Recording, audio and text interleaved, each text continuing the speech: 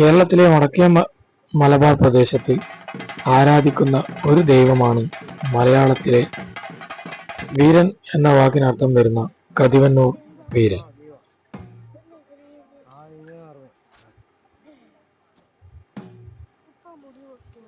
ഇന്നത്തെ കണ്ണൂർ, കാസർഗോഡ് ജില്ലകളിലെ വിവിധ ക്ഷേത്രങ്ങളിലായി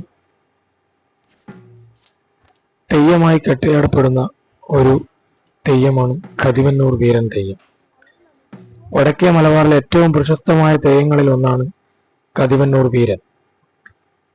ആരോഗ്യമുള്ള ഭർത്താവിനെ ലഭിക്കാൻ വടക്കേ മലബാർ മേഖലയിലെ സ്ത്രീകൾ കതിവന്നൂർ വീരനെ ആരാധിച്ചു വരുന്നു.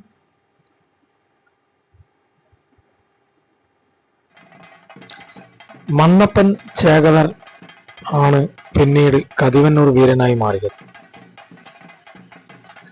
മാങ്ങാട്ട് മേത്തയില്ലം വീട്ടിലെ വലിയ തീയ ബോടുമ കുമാരപ്പന്റെയും പാറക്കയില്ലം വീട്ടിലെ ചക്കി അമ്മയുടെയും മകനായി മന്നപ്പൻ ജനിച്ചു. കണ്ണൂർ ജില്ലയിലെ ഇന്നത്തെ മാങ്ങാട്ട് നിവാസിയായ മന്നപ്പൻ ചുഴലി ദേവിയുടെ അനുഗ്രഹത്തോടെ ജനിച്ചു എന്നാണ് പറയപ്പെടുന്നത്. അദ്ദേഹം ആയോധന കലകളിൽ പ്രാവീണ്യമുള്ളവനും ഒരു യോദ്ധാവാകാൻ ആഗ്രഹിച്ചവനുമായിരുന്നു. ജോലിക്ക് പോകുന്നതിന് പകരം സുഹൃത്തുക്കളോടൊപ്പം കാട്ടിൽ മാനുകളെയും കാടകളെയും വേട്ടയാടി ജോലി ചെയ്യാത്ത തൻ്റെ മകന് അരിയും പാലും നൽകുന്നത് കുമാരപ്പൻ വിലക്കുന്നുണ്ടെങ്കിലും മകനോടുള്ള സ്നേഹം നിമിത്തം അമ്മ ചക്കി രഹസ്യമായി അവന് അരി നൽകി.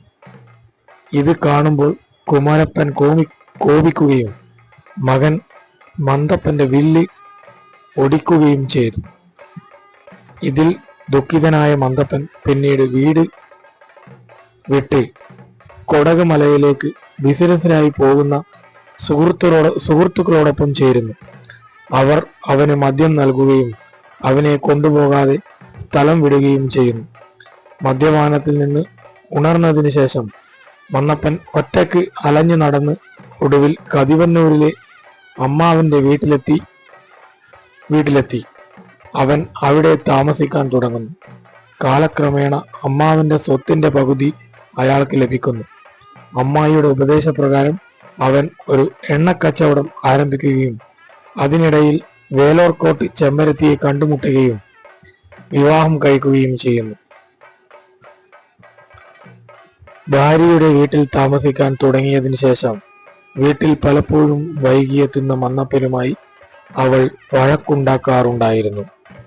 ഒരു നിർഭാഗ്യകരമായ ദിവസം, അവന്റെ അവസാന ദിവസം, അവൻ അവളുമായി വഴക്കുണ്ടാക്കുകയും വൈകിയതിന് അവൾ അവനെ ശപിക്കുകയും ചെയ്യുന്നു.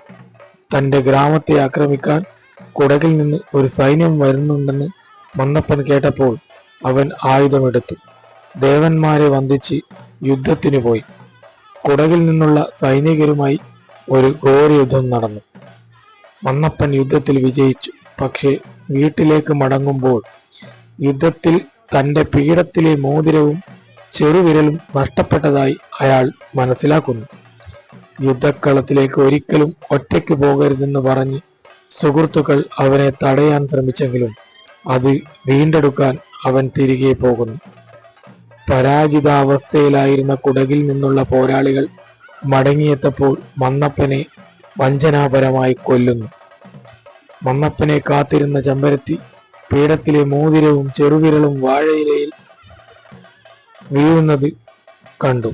മന്നപ്പന്റെ ചിതയിൽ ചാടി ചെമ്പരത്തി ആത്മഹത്യ ചെയ്തു. അമ്മാവനും മകനും അനുക്കൻ അവരുടെ ശവസംസ്കാരം ചടങ്ങുകൾ കഴിഞ്ഞ് തിരിച്ചെത്തുമ്പോൾ ദൈവങ്ങളായി മാറിയ മന്നപ്പനെയും ചെമ്പരത്തിയെയും അവർ കാണുന്നു. മന്നപ്പൻ ചേകവരുടെ തെയ്യം ആദ്യമായി അവതരിപ്പിക്കുന്നത് അമ്മാവന്റെ സാന്നിധ്യത്തിലാണ്. അദ്ദേഹം തെയ്യത്തിന് കതിവന്നൂർ വീരൻ എന്ന് പേരിട്ടു. ഇതാണ് കതിവന്നൂർ വീരന്റെ പിന്നിലെ ഐതിഹ്യം.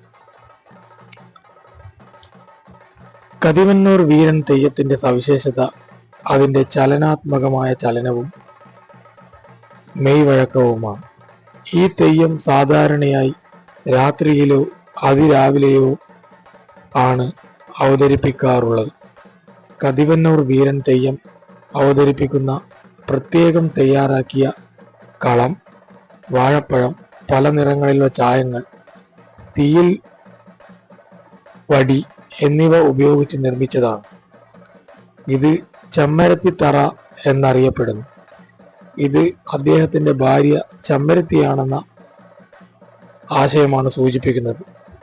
കൊടകരുടെ വഞ്ചനയിൽ കതിവന്നൂർ വീരന്റെ ശരീരം 64 കഷ്ണങ്ങളായി എറിയപ്പെട്ടതിന്റെ ഓർമ്മപ്പെടുത്തലാണ് അതിന്റെ 64 കളങ്ങൾ. തെയ്യത്തിന്റെ മുഖചിത്രം നഖം താഴ്ത്തി എഴുത്ത് എന്നറിയപ്പെടുന്നു. മുഖത്ത് താടിയും മീശയും ഉണ്ടാകും.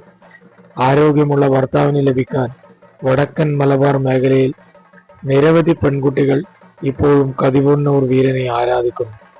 കതിവന്നൂർ വീരൻ തെയ്യം അവതരിപ്പിക്കുന്നയാൾ എല്ലാ വിഷയങ്ങളിലും പ്രാവീണ്യം നേടിയിരിക്കണം.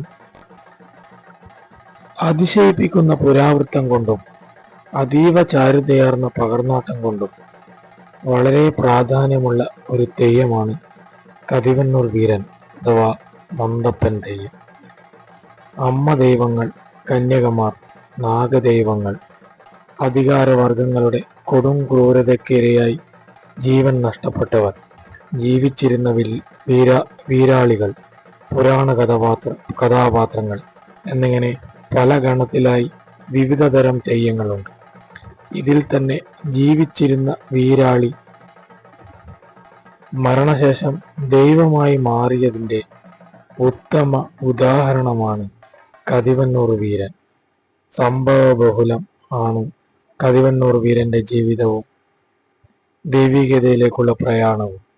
സാഹസികതയും യുദ്ധവും പ്രയാണവും യാത്രയും ദുരന്തവും ഒക്കെ സംയോജിച്ചതാണ് കതിവന്നൂർ വീരന്റെ കഥ.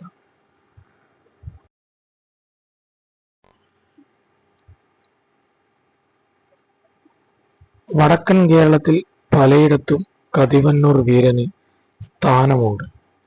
പല തീയതികളിലായി അവിടെയൊക്കെ കതിവന്നൂർ വീരൻ തെയ്യം കെട്ടിയാടപ്പെടാറുണ്ട്.